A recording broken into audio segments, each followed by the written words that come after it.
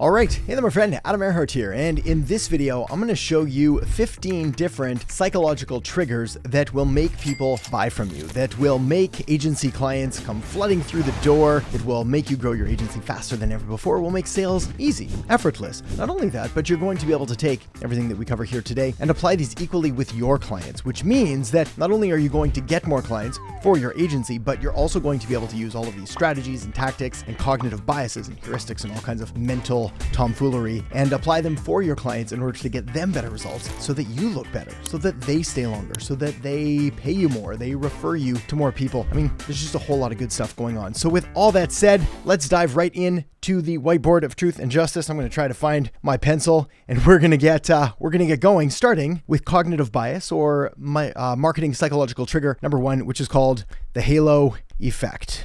Now, this one is incredibly powerful and incredibly important because what it states is that first impressions matter. We've always known this, but now we actually have a term for it, essentially. Provide a little bit more credibility, a little more authority to it. It's one thing to say first impressions matter, do your best, try to always put your best foot forward, all of that. It's another thing entirely to know that the first impression, the first touch point, the first interaction that you have with a potential client is going to then influence and color all of your future interactions with them. Meaning that if you can go out there and make a really good first impression that very first time, everything else you are going to do is going to look and feel and be a whole lot better. This is the reason that we have really solid onboarding processes with clients. This is the reason that we over communicate in the early days. What we're trying to do is we're trying to build up a bucket of goodwill and of trust and of authority and of likability so that we can make strategic withdrawals from later if things don't go quite as planned or if we need a little bit more time in order to make everything work to the level that we know that we're capable of doing. So essentially, we need to make sure that we're doing this, really going out there and doing everything you can to make sure that that first impression is indeed a good one. Okay, number two, serial position effect. Serial position effect. What this has to do with is understanding that the first number and the last number in any series of numbers, also the first thing and the last thing, we'll say thing 1, Dr. Zeus, thing 1 and thing 10, these are going to be remembered more than anything else in the middle. So why is this important?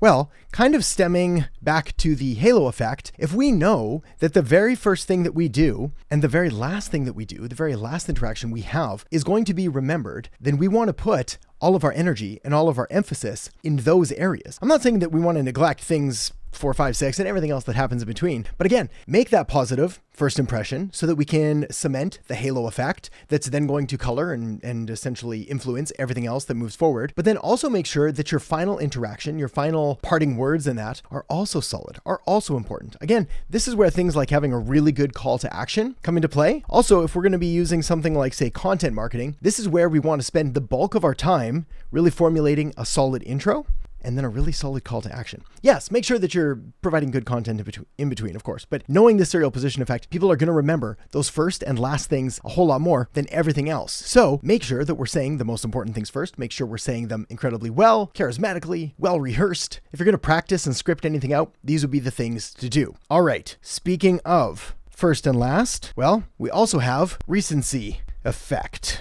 The recency effect is, like most of these cognitive biases, pretty much the name or the explanation is in the name itself. We tend to remember things that were more recent, more than we remember things that happened a very long time ago. It sounds really obvious, but it's important to talk about these things and it's important to try to understand how to apply them in a marketing and an agency context, because it's one thing to say, yes, we're obviously going to remember things that just happened more than we are, things that happened a long time before. It's another thing entirely to put this in perspective of marketing and like, how are we actually going to use this and apply this for your agency and for your business? Well, this is where things like touch points come into play.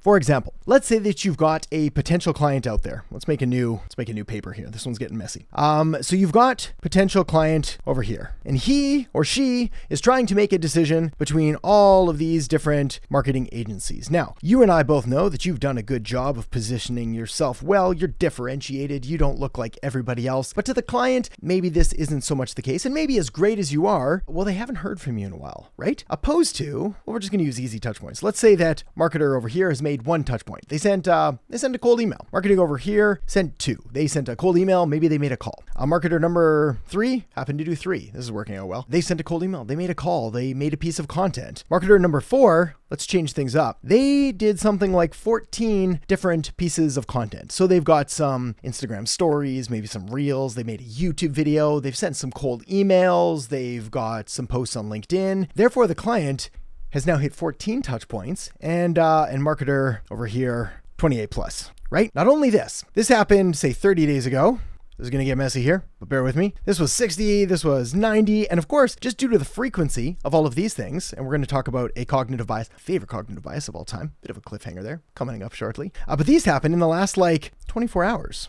Which one do you think is more likely to get the job? It's not always the best marketer. It's sad. I wish it was. I really genuinely do. But it's often the person with the best marketing that also understands and is leveraging the most psychological triggers and tactics and heuristics and all the stuff we're talking about now. For example, if this person here has made 28 different kinds of touch points, different kinds of content, used another thing, we'll talk about this in a bit, my favorite cognitive bias of all time. They're using that as well. And they're also leveraging the recency effect here by appearing within the last, say, 24 hours. The odds are pretty good that they're going to get the client. And this is why more is almost always better. Yes, there needs to be a focus on quality and doing the best that you can, but simply showing up in front of people and making a concentrated strategic effort to do that is going to go a very long way. Okay, moving on. Oh, we're there already. Let's fill this thing in. This is our next cognitive bias, mere exposure effect.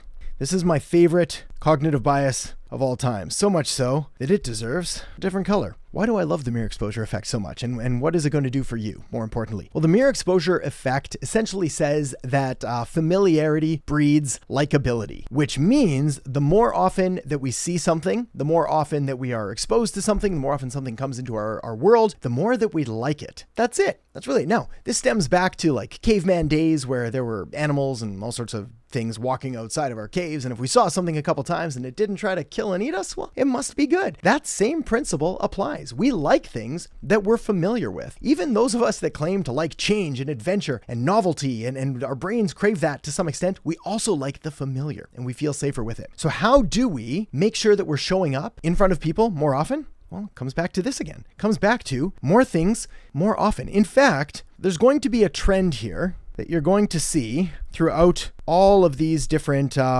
psychological triggers, where if there was kind of one underlying statement, one underlying thing that I could say that was going to get you and your agency more clients, better clients, higher quality clients, higher paying clients, get your clients better results, all of that, it would have to come down to more things more often. Now, of course, we want to be strategic. We don't just want to scatter this all over the place and burn yourself out in the process. But if you're doing the right things in the right place for the right people, so you've made sure that everything's in alignment, well, then obviously doing more of those is going to be good. So, mere exposure effect, probably my all-time favorite, but don't worry, we have more to go. Next, loss aversion effect. We'll just write loss aversion. Everyone's familiar with this. This is FOMO. Fear of missing out. This is maybe, if the mere exposure effect is my favorite of all of the psychological triggers, loss aversion is perhaps the most potent and the most powerful. It is certainly the one that can be used the most unethically, so please be cautious. Always operate ethically and morally. We have reputations to protect here, not to mention the better industry of marketing in general. But if you're looking for a trigger to pull or a button to push, this is going to be the one that's going to get you the fastest and most significant results. So how do we do this? We do it through 2 ways. One of which is urgency, which is time-based, and the other is scarcity, which is supply-based. Or you could do both, but I find one or the other is typically sufficient. Let's talk about urgency first. This is my interpretation of a clock. It's not bad. It's not good. It's not bad. What do we do here? We put deadlines on things. Hey, this expires Friday at midnight. This is on for the next 3 days only. This is on for 24 hours, 48 hours. This is on for any finite period of time. Now, for an agency, fantastic. You can run different promotions. You can run different offers. You can run different lead magnets. You can run all kinds of different outreach campaigns. Use urgency by putting some kind of time cap on it. Look, we're only accepting this many clients for the rest of the month. We're only doing this, etc. All of those can help to incite someone to take action. For your clients, there's perhaps no better one than urgency because we can use these all year round through different seasons, through different holidays. Think of Black Friday. Think of Christmas. Think of Easter. Think of Valentine's Day. Think of St. Patrick's Day. Think of Independence Day. Think of any holiday whatsoever, and there's an excuse for a time-limited promotion that we can put some kind of urgency on. But of course, we could limit it by the end of the day or end of the week or end of the month, whatever like that. Scarcity. How we'll do this. Let's do Roman numerals for numbers. 4. I don't know. We'll go with it. Supply-based. Hey, we only have this many left. We only have 3 spots available. We only have 7 bookings available. We only have 3 rooms here. We only have this many supplies. This pretty much always works because we don't like to miss out on things. And knowing that something is in short supply or is going to be going away makes us far more likely to act. In fact, in many cases, in many markets, people won't act unless there is some kind of urgency or scarcity put into the offer. So if you've got an offer that is just not working, this is going to be the best thing that you can do, is apply some kind of urgency or scarcity to it. Now, very important note, do not use fake scarcity, fake urgency, like the 24-hour sale that goes on for 48 hours or 72 hours or continues on. There are ways to like re-engage the sale or to bring it back ethically. But if you say you're going to do something, you got to do it. So don't say there's only 5 left if you got like 500 left. We're going to need to find another approach. Maybe it's 500 left. Maybe there are ways to play with urgency. But again, ethical scarcity, ethical urgency, always the best plan. All right, the compromise effect. Let's do this one next. You know who a master of this one is Apple. Compromise effect. And I'll show you an example of what this looks like right now using, I was going to draw iPhones, but these turned out to be boxes. So the Apple iBox, not a thing yet. Maybe one day.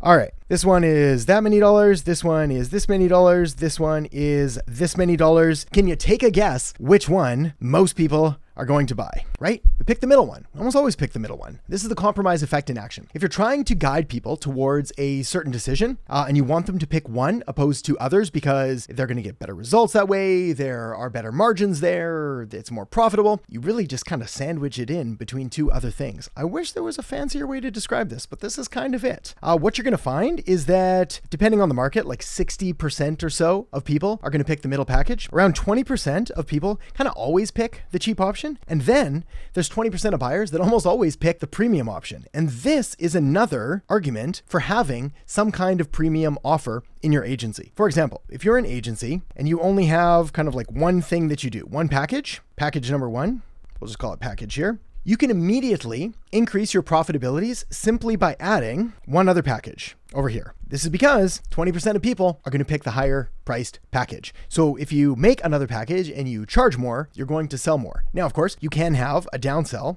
over here. And again, what you're going to find is about 20% of the people are going to pick that one. The beauty here is that it's not like we're going to remove some of these people. It's typically that people that wouldn't have bought, this is going to get a little messy, but I don't know, we'll call them zero buyers. They're the ones that are going to go. So it's not like we are cannibalizing our offer by putting this one in there. We're just going to make more sales for people that wouldn't have bought otherwise. Again, this is why I'm such a big fan of what I call a hybrid agency model, in that what we typically have is we have our main core agency services here. So this could be web design, could be Facebook ads, could be Google ads, could be local reputation management, missed call text back, lead gen, funnels, all kinds of stuff like that. Then we also have some kind of premium offer. This can be literally just combinations of different services within your core agency that are going to allow you to charge a premium. Also, we could consider something like consulting if you've been doing this for any length of time. But I'm also a really big fan of software as a downsell.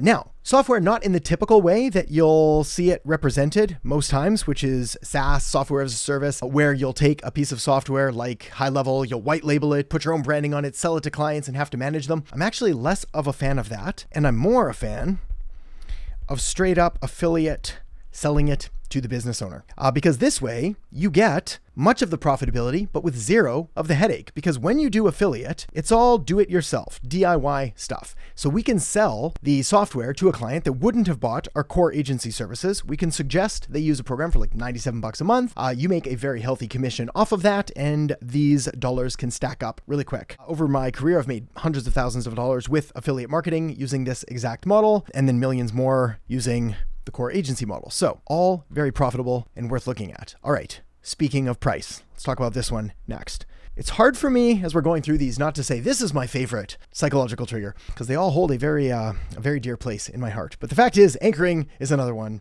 of my favorites. Maybe not like mere exposure effect favorite, but still favorite. I'm going to show you a trick that I use that makes this so effective, and then you're going to see what this means. So on first of all, actually, a bit of a caveat. I'm not a big fan of putting your pricing for your agency directly onto your agency website. The reason is because price without context just looks like a number and people don't really have an idea for it. That said, there are things that we can do to indicate roughly how much it's going to cost. The only time that we consider doing that is typically when lead flow exceeds volume. So when demand exceeds supply and you're just getting overflowing with leads and sales and you can't take on any more clients, then we can start putting our pricing out there because we don't need the sales conversation as much. But this was the headline, the $1 million question, which, believe it or not, is actually anchoring in action. What anchoring does is it means that the first number that someone is subjected to is then going to influence, and again, color, all of the future numbers. So for example, if I write down a number, again, I did it with the $1 million question, but if I write down like $1 million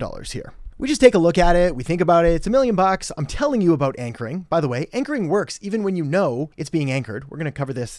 It's the last point that I got to cover. But it still works. So now I show you something like, all right, forget everything that we just said. Just forget all that. Pretend that number doesn't exist. Agency services are $1,750 per month. Is this a little or a lot? Well, because we've used anchoring, this number is going to appear smaller than it would if I said, all right, is it $1? Is it $1? And we think about it, we look at $1, and then I say, hey, agency services are, I don't know, $450. Well, it looks like a lot in context to that $1. And this is why when we typically do any kind of price anchoring, we always want to start with the highest price. We do this in sales calls all the time, where even if a service is not right for a client, I'll let them know. I'll have a conversation with them. I'll say, dear Mr. Client, let me walk you through some of the options available. At the high end, gotta be honest, I don't think this is right for you, but feel like it's it's kind of my obligation to let you know about it anyway, just in case I missed something. So at the very top end of the package, we have this one. It does this, and it's $5,000 a month. Like I said, I don't think it's right for you, but it's important you know about it. Then I can move on to my main offer. We don't want to do it the other way around, where we're like, well, we start at the low end with our $100 a month offer, because then everything else you say after that is going to appear significantly more expensive. Next trigger, choice overload. There are a lot of very fascinating case studies and research studies that were done on choice overload, one of which is called the paradox of choice. They used jam. What they did is they had people go into grocery stores and they gave them like 36 different varieties of jams, and people really didn't pick any because they're like, I have no idea. Then they gave them just 6 options in the other store and people made significantly more sales. The point here is we want to reduce the number of options that someone has available to them. So if you are an agency and you're doing like web and you're doing SEO and you're doing Google ads, and you've got Facebook ads, and you've got content and email and podcast setup and funnels and, like literally all the things. That's your agency. It's going to be unsurprising that you're not getting as many clients as you want, because this is an overwhelming list of things, especially for a business owner or someone who is not a diehard nerdy marketer like us, right? Like they look at this stuff and like, I don't even know what this is. Not to mention SEO. Are we talking about like Google Business Profile SEO? Are we talking about like the Google Ads aspect of it when we're looking at like our search engine page? Are we talking about organic? Right? Like there's so many aspects to it. On page, off page, citations, backlinks, all of this stuff. What you want to do is you want to streamline this down into the most effective services that you can offer to get your clients results. That's the name of the game, results. Clients really don't care what you do or how you do it. The only thing they care about is results. And results in the business and marketing world mean money.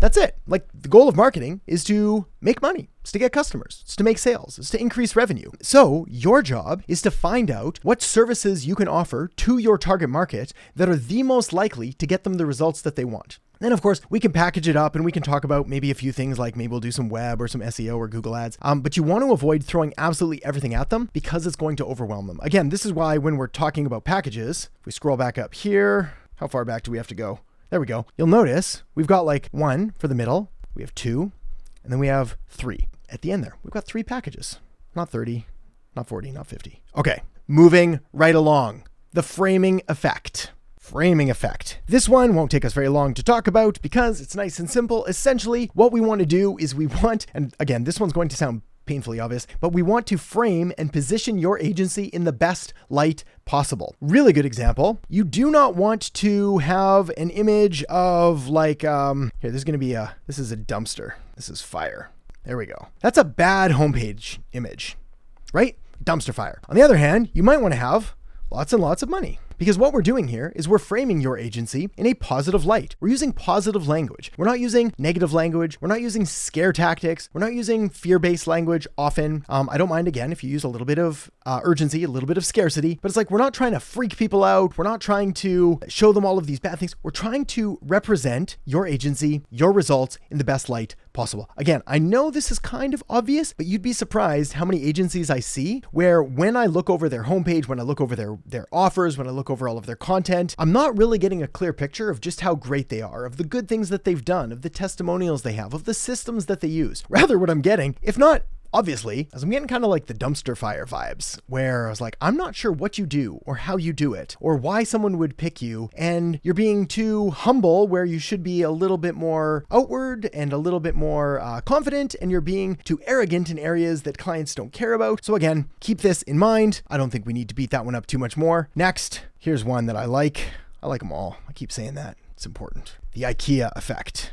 This one's cool because what it says is that people like things more when they are actively involved in the creation of them. Again, there are countless studies done on this. Daniel Kahneman did one on Lego where he had people build little Lego structures, Bionicles, I believe they were, and the people that built them valued them significantly more because they had built them. Same thing goes with IKEA furniture. If you've got desk over here and you've got desk over here, if you can get your people to actually build this desk, they're going to like it more and they're going to value it higher than this random desk that some random person built. Now, how does this apply in a marketing context? You want to get your clients, your audience, your potential people as involved in the process as possible. This means onboarding, this means conversations, this means getting their advice, getting their opinions, having them post something, even if it's just pushing the button, like getting them involved in some aspect of the campaign is going to make them feel more ownership towards it. And then again, the IKEA effect leads to another thing called ownership bias, where we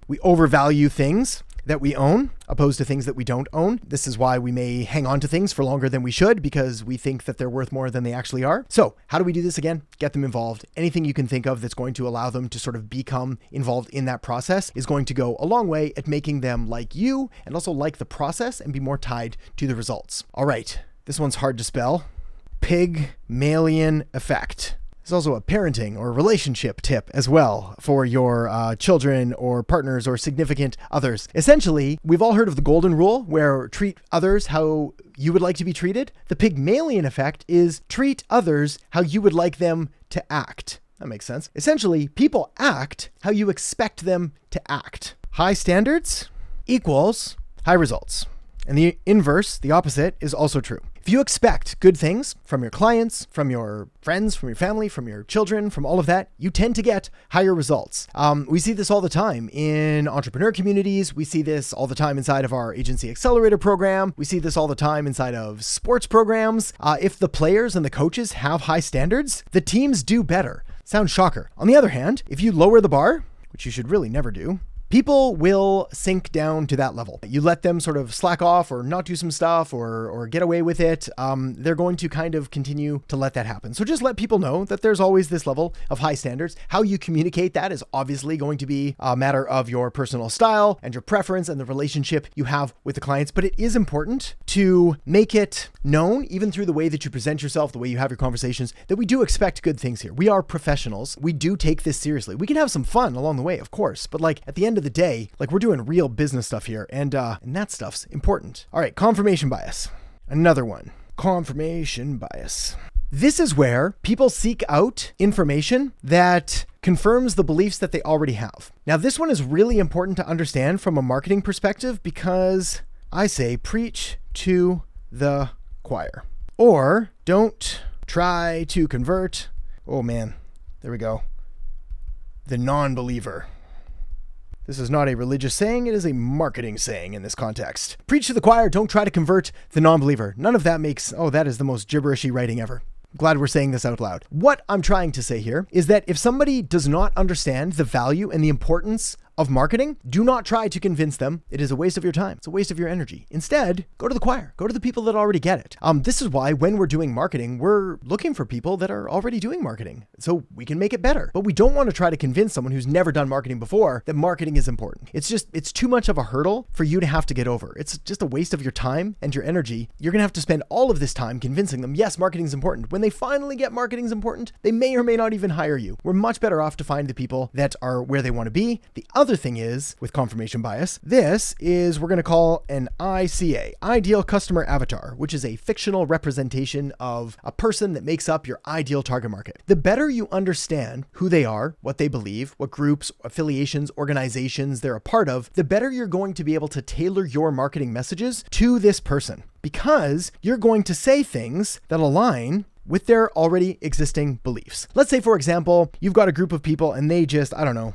red, the color red. They don't like red, right? Red's bad. We've used red before in our marketing. It never works. Red never works. You don't want to go out there and tell them, actually, you're wrong. Red can work really great. It's a perfect call to action button. Terrible plan. Much better off to be like, you know what sucks? Red. It's terrible. You know what's not so bad? Blue. Blue works really great. And then later on, we can talk to them about red and maybe get them to like a little bit more, because it is actually quite an effective color. But the point is, there's no point in making your life more challenging than necessary. Better off to understand what are the beliefs that somebody already has, and then we can just work on confirming those and putting that into our marketing material. Same thing goes when you're trying to do marketing for your clients. If they've got a campaign that is just not clicking, we have to take a look at what are the beliefs, what are the ideas, what are the messages, what are the values, what are the things that we're saying. Do people actually like this? Do they want this? Do they agree with it? Because if not, we've got to go back to the drawing board and fix some of all of these things. All right, next one, Peltzman.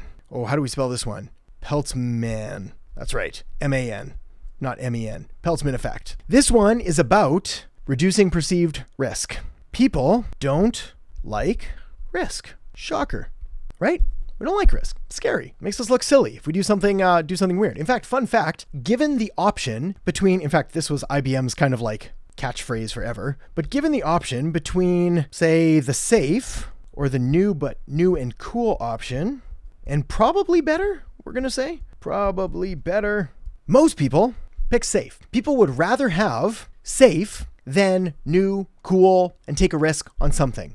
In fact, I think it was IBM, one of their sayings was like, nobody ever got fired for buying IBM, which again, whether that came from them or not is another story entirely, but it's not a terrible slogan because it's true. People that are making buying decisions for their companies, buying millions of dollars of computers, like they just want something that's going to work and they're not going to get fired over. So the Peltzman effect, we have to understand that people are by nature risk averse. It's how we've survived and evolved over all of these years. We don't go cliff diving or jumping out of planes without parachutes or eating wild, crazy berries that we don't know. This is how we live. So we need to do everything we can to reduce perceived risk. Now, some way that we can do it is with things like testimonials and case studies. We can basically show social proof that we know what we're actually doing.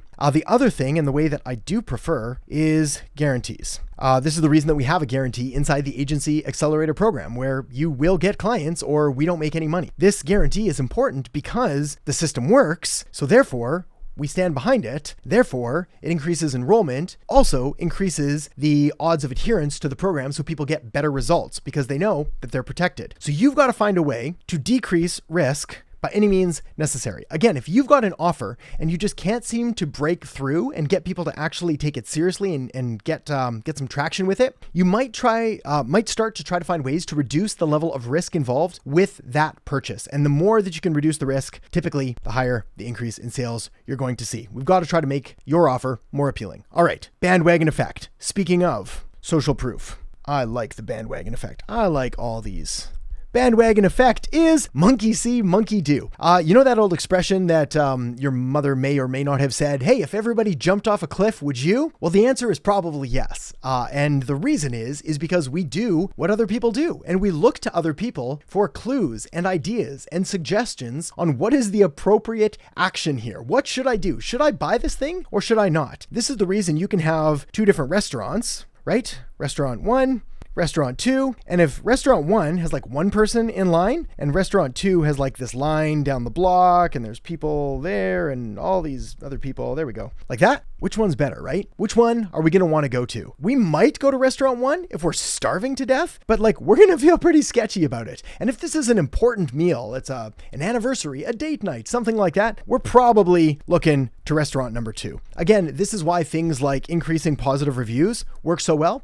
If you're an agency and you're not offering something like online reputation management, helping someone increase their Google reviews, respond to all the reviews, dispute negative reviews, like you're leaving money on the table. That is a very valuable skill that people want because it shows us that other people like us like this stuff too. And therefore, we're more likely to make sales. All right, blind spot bias. This is a doozy. We, as humans, we fail to recognize our own cognitive biases. We talked about this really briefly when we were talking about anchoring, how we can put a number like 1,000,000. I can tell you, hey, this number is going to influence your future decisions. Don't let it, okay? Just be cautious, and it still will. The blind spot bias is that we think that we're smarter than we are. We think, that's not going to work on me. I'm not going to fall prey to that. I know what they're trying to do here. I'm going to take the other approach. But our brains are the way that they are. They're programmed in there pretty hard after, again, thousands and thousands of years of evolution and becoming the humans that we are today. It's hard to fight. So it's better to understand what all of these things are that we've talked about so that you can be a little bit armed, and more so you can use them to your advantage when you're creating your marketing. So other thing that you can do here is you can understand what these all are, and then you can use one of my favorite techniques, which is called priming. Now, priming is where we're essentially planting the seed. And then just going to let that seed grow. Sure enough, gets into a nice tree down the line. That's a tree, by the way. And then later on, it becomes a huge tree, which we don't have the time to draw, but that's a huge tree. How did this work? Well, we put in a tiny little seed over here. We said, yes, our agency is really good and we offer these services and we get these great results, and we used all the other cognitive biases and marketing psychological triggers we talked about here. And then we showed up repeatedly using frequency, leveraging recency bias, the mere exposure effect, where the more we show up, the more someone like us. And we just kept sort of saying these things over and over, using confirmation bias to continually play into someone's existing beliefs. And then their belief and their growth, their belief in us grows. Then we do it a bit more and it grows more, and then it grows more and it grows more. And even if they know this is happening, and even if we know this is happening, it still takes effect. We cannot fight these cognitive biases. So with all of that said, take these biases, use them cautiously, use them morally and ethically, as I know you will. And of course, if you're interested in learning more about how we help you start and scale a profitable 6- or 7-figure agency of your very own, I will put a link down in the descriptions for you to check out if you're interested. And otherwise, I'll talk to you again soon.